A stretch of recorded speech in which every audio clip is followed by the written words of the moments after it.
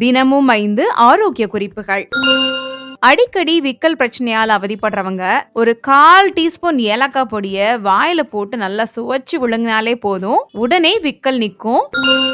அது மட்டும் இல்ல, ஏலக்காய் செரிமானத்துக்கும் ரொம்பவே ஏற்றது. பசி எடுக்காம அவதிப்படுறவங்க 1/2 டீஸ்பூன் ஏலக்காய் பொடிய வாயில போட்டு நல்லா சுவைச்சிட்டு 1 டம்ளர் வெதுவெதுப்பான தண்ணீர் குடிச்சாலே போதும், ரொம்ப நல்லாவே பசி எடுக்க ஆரம்பிச்சிடும்.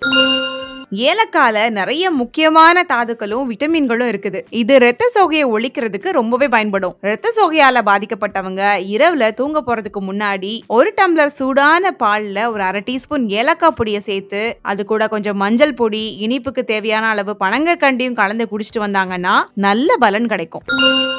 ஏலக்காய் இரத்த சோகைக்கு மட்டும் இல்ல, மிகச்சிறந்த கிருமி நாசினியாவும் செயல்படுது. பாக்டீரியா, வைரஸ், பூஞ்சை கிருமிகளை கட்டுப்படுத்தக்கூடிய ஆற்றலும் இதுக்கு இருக்கு. குறிப்பா பெருங்குடல் புற்று ஏற்படாம தடுக்கிறதுல இது முக்கிய பங்கு வகிக்குது. அதனால தாராளமா ஏலக்காய் தண்ணீர் எல்லாருமே பருகலாம்.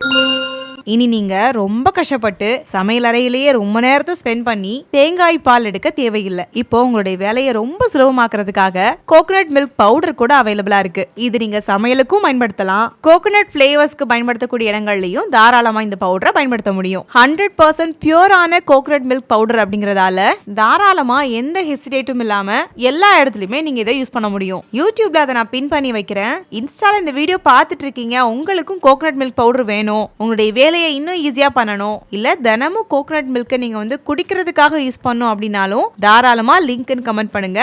டைரக்டா அந்த ப்ராடக்ட்டோட லிங்கை உங்களுக்கு டிஎம் பண்றேன்.